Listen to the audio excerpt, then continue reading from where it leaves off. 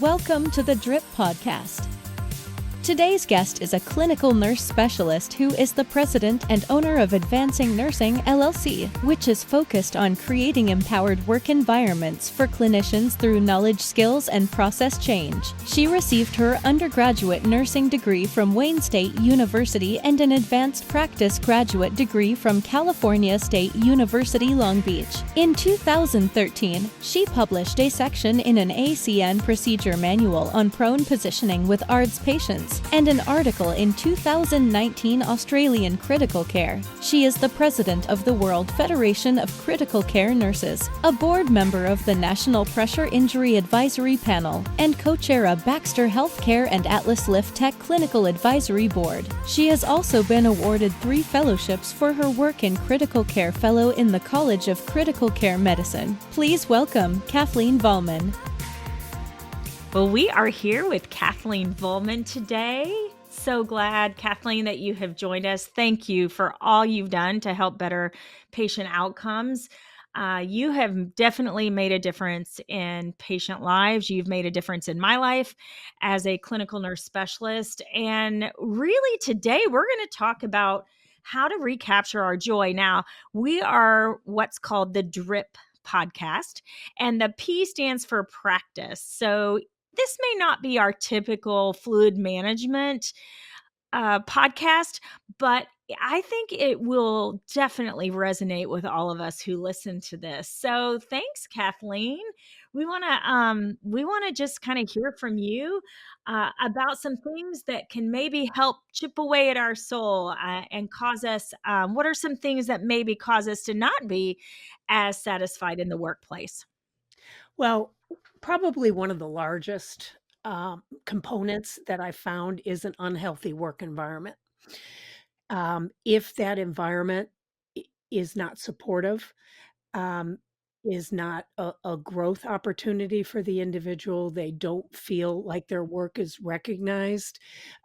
There are unhealthy collegial relationships or challenging collegial relationships that contributes how the person sees themselves. So there is some self-work that can Sure. take place to help the individual.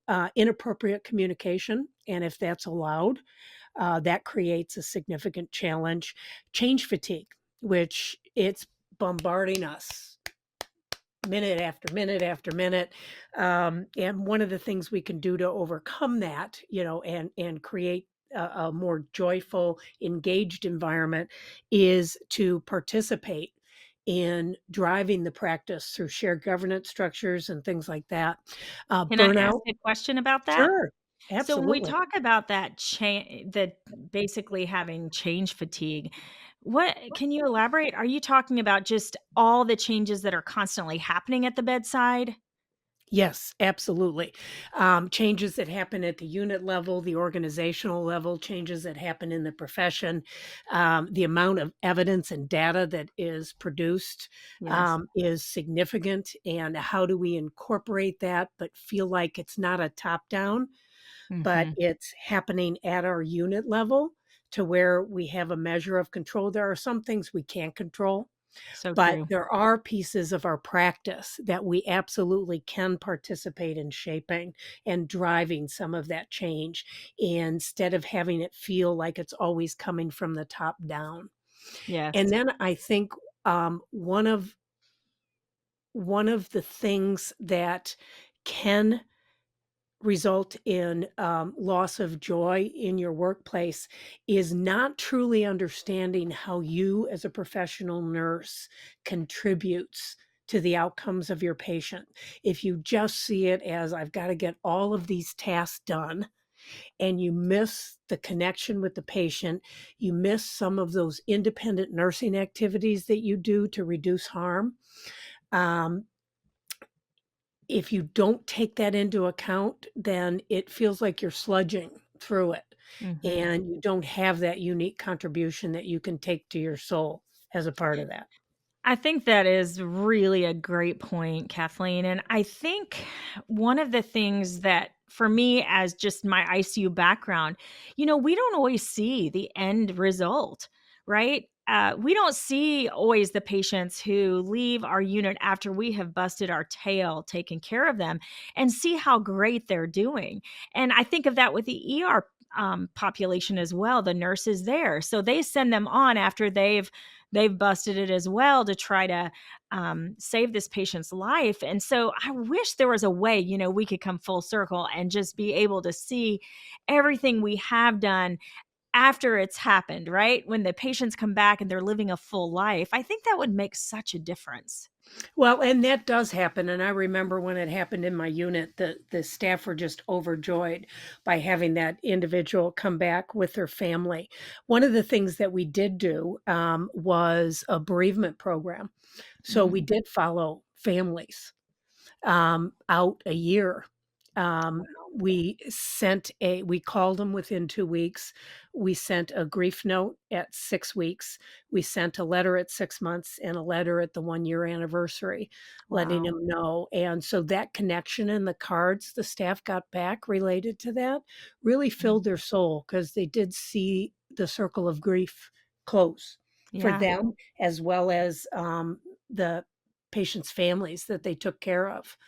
And I Wow. wanted to do that with our step down unit and our long ventilator patients, Mhm. to create this kind of connection once they left so that the staff could identify the impact that they had.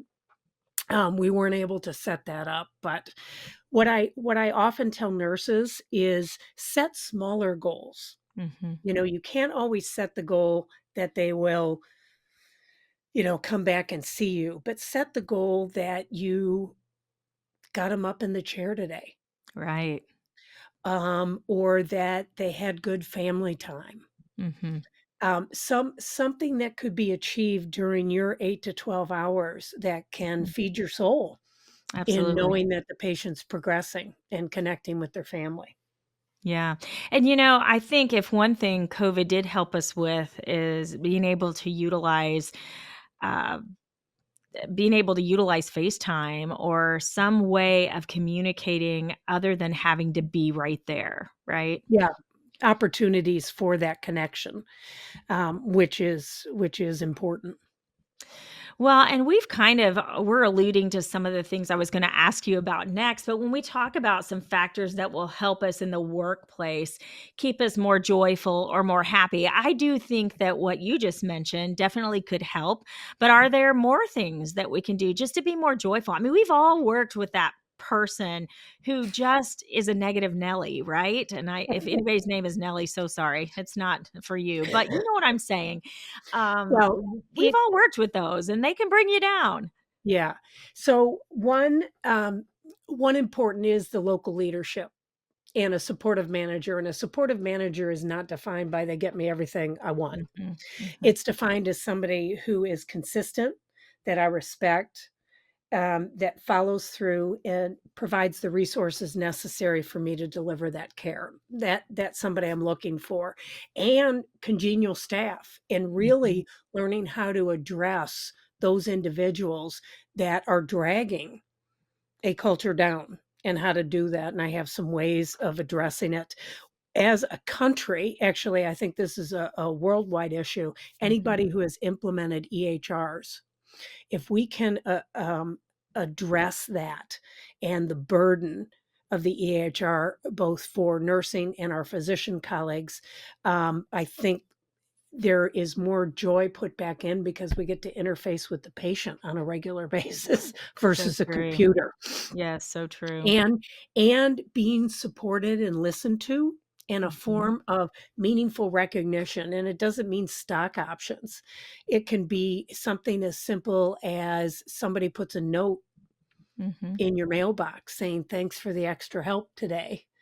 Or Right. the manager comes around and is not just auditing for the things you've missed, but also pointing out, those great things that you've been doing.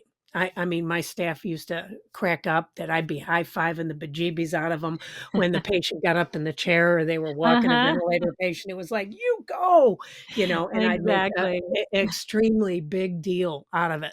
as a result. Absolutely. I can remember, walking down my unit, I remember they say, "Angela, come here, we wanna show you something," and I'd go in there, and there would be a ventilator patient sitting up in the chair, and I'd go crazy too, and it was just it excited them because they knew I was gonna be so excited, but yet it was really about the patient, and it's so those are the things that don't cost money, right, Kathleen? I mean, we could do so much too as leaders by just being excited when the right thing is done.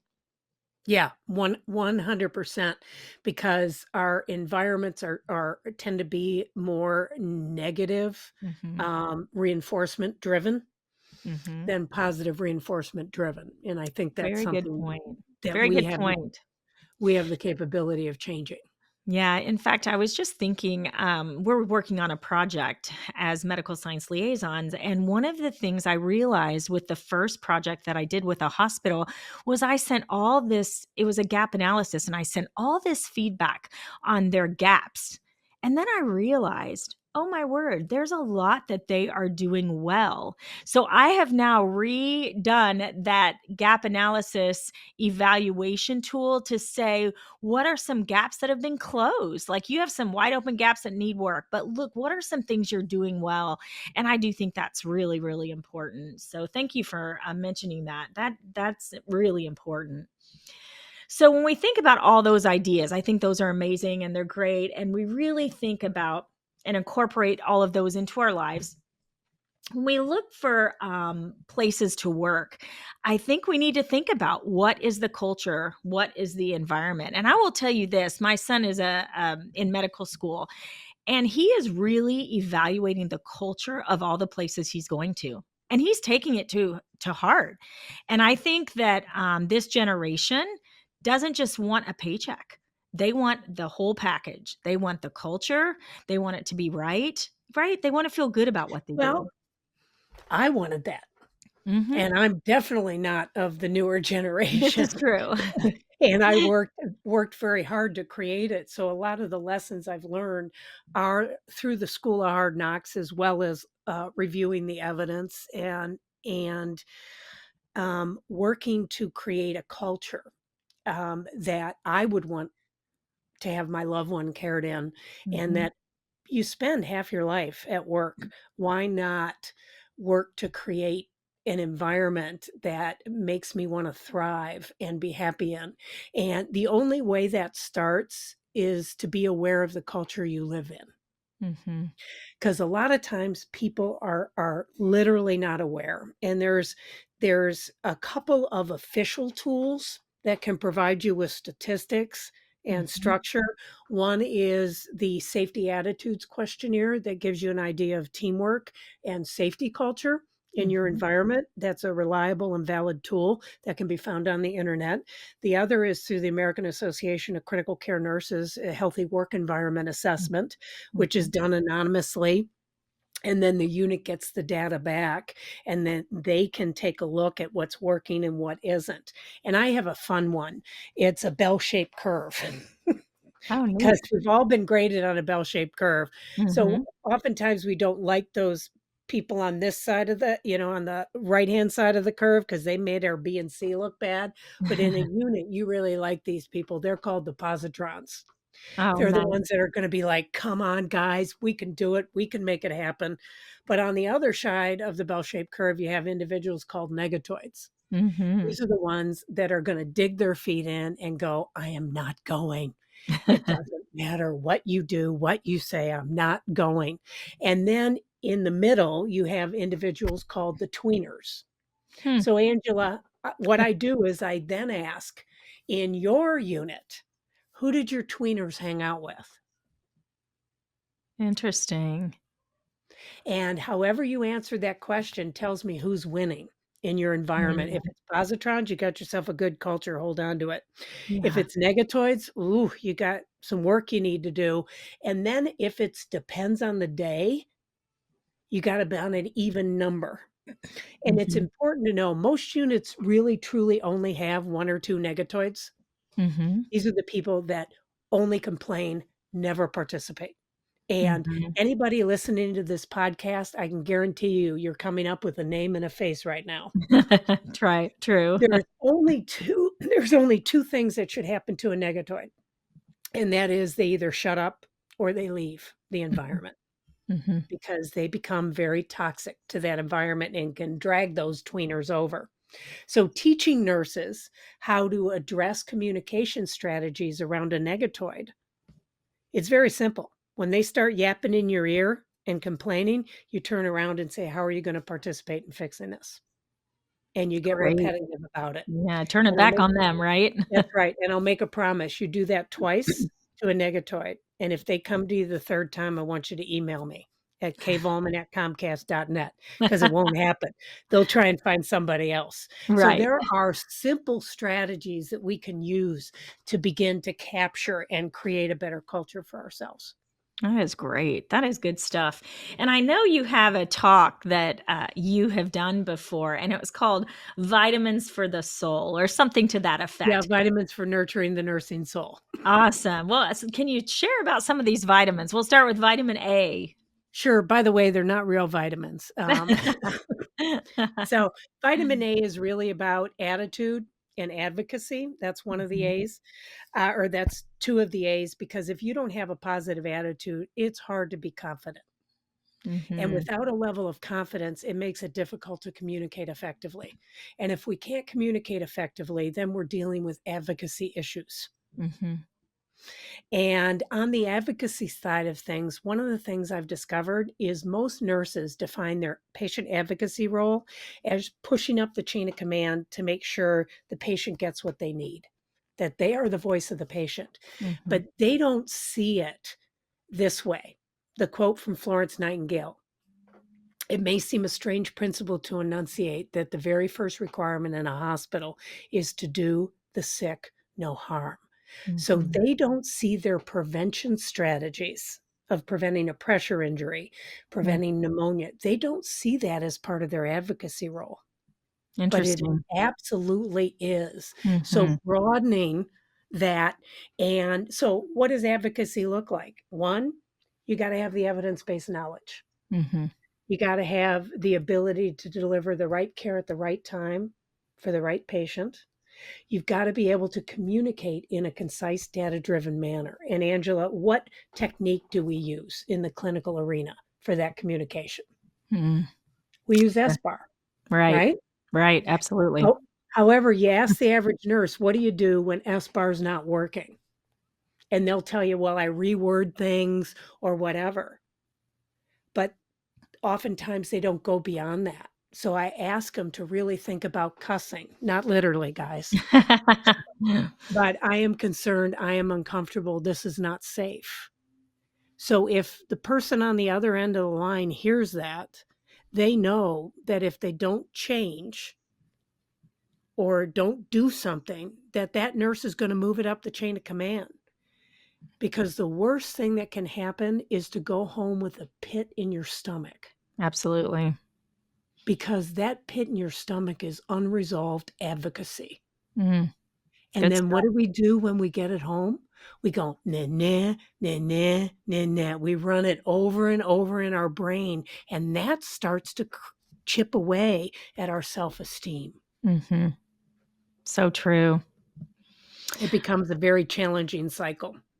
Yeah, advocacy Vitamin is Yeah, so important. and vitamin B is just behavior and balance. Behavior, just understanding that you cast a shadow, and what kind of shadow do you wanna cast? Hmm. Because people watch. Right. What do you think about, strategies for helping with that balance? Because that's a Oh, hard one. life balance. I struggle with this, because I have the, perfectionist bug. Mm.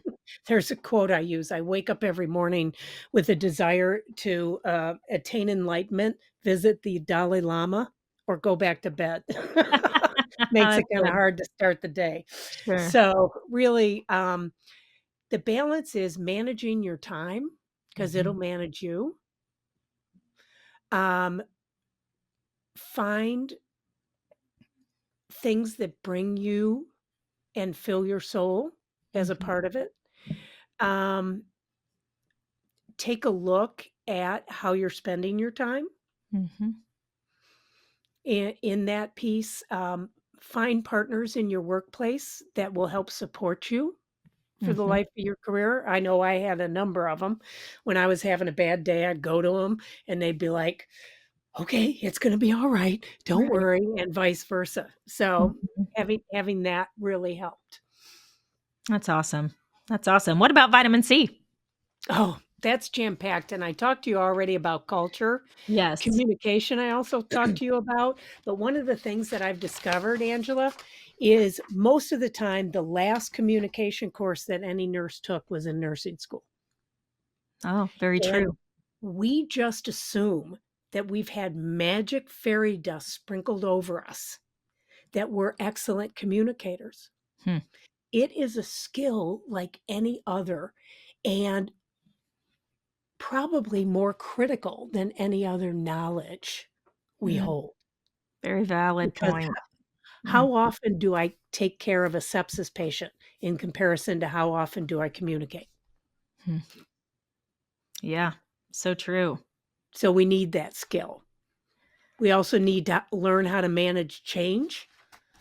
And you do that by little incy bincy steps out of your comfort zone so that when big change comes, you have a muscle ready to deal with that change.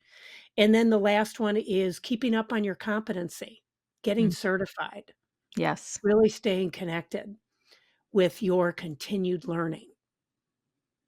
that's great. Those are all good things. And then vitamin D.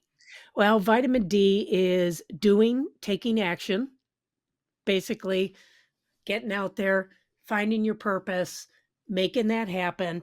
And then the passion is really just one of the things um, that I do about the doing and taking action and the dedication is passion is something called like a bucket board.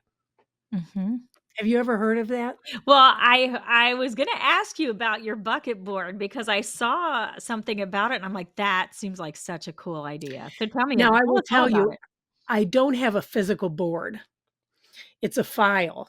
And I did this when I was a CNS at the hospital, and I still do this as a consultant, is when I get an email where somebody thanks me that they've implemented something that I've shared or that I've published on, I put it in a file.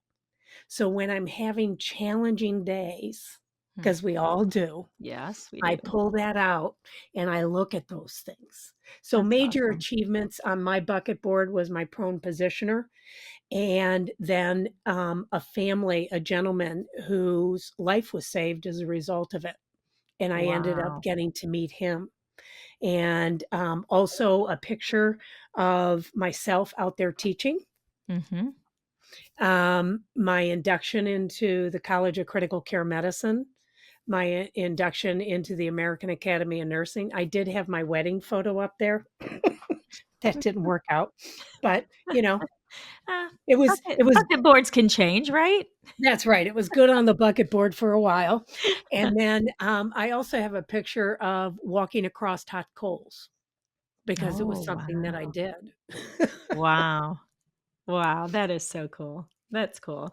Another thing I've seen that you talk about or you've mentioned before is a life mission statement. Can you share with us what yours is, or is that too Actually, personal? it's no, it's pretty simple. Love myself, love others, be playful, and make a difference. And Love it's that. literally something I can live every day. And I've been around you enough to know that you do that exact mission statement. Absolutely. And you are so fun. And okay, we've got another vitamin before we get off of here. We're gonna finish up with vitamin E. Well, vitamin E is excellence and evidence based. And really, your excellence grows from inside and out as you build skills. One of the things is pay attention to your inner circle. And I know, Angela, we've talked about this before who you surround yourself with.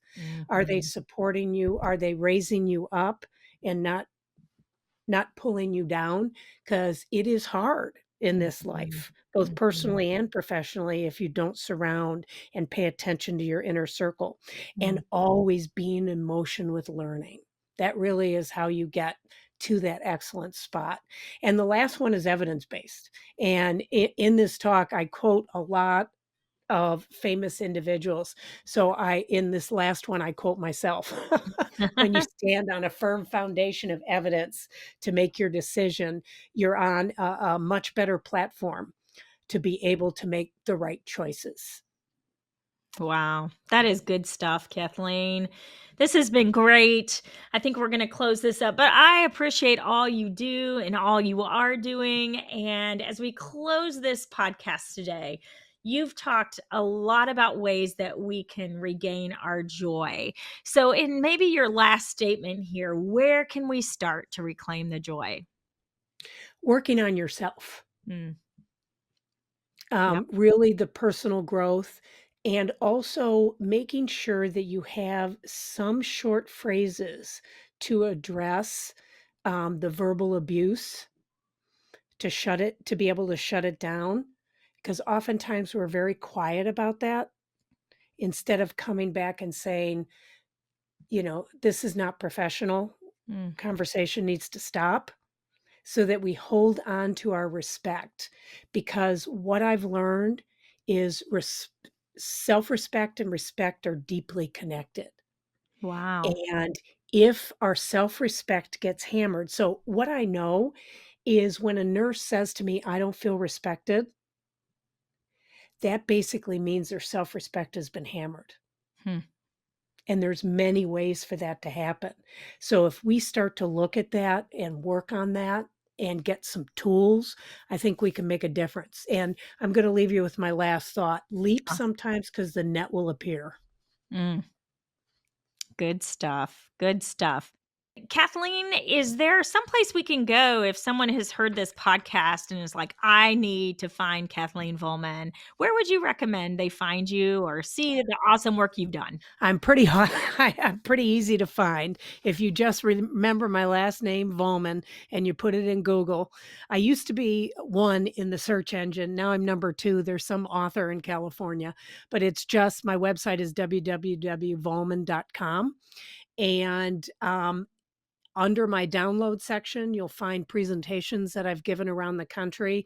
They are not webinars. They're actually the documents, the PDF documents of the presentation that have a lot of evidence-based information on them. So feel free to peruse, and you can contact me directly through the website. And I'd be happy to hear from you if you have any additional questions or want to share an experience with me. Well, thank you, friend and colleague. This has been so much fun, and we will chat again soon. And I hope that everyone listening to this podcast has been inspired at how we can bring joy to our lives and hopefully make our workplace a better environment. Thanks, Kathleen. Thanks for the opportunity, Angela. It was fun. As we conclude today's episode, I remind our esteemed medical colleagues that the opinions expressed herein are solely intended for professional discussion and should not be construed as medical advice. We encourage all listeners to consult their own healthcare providers for personalized medical guidance.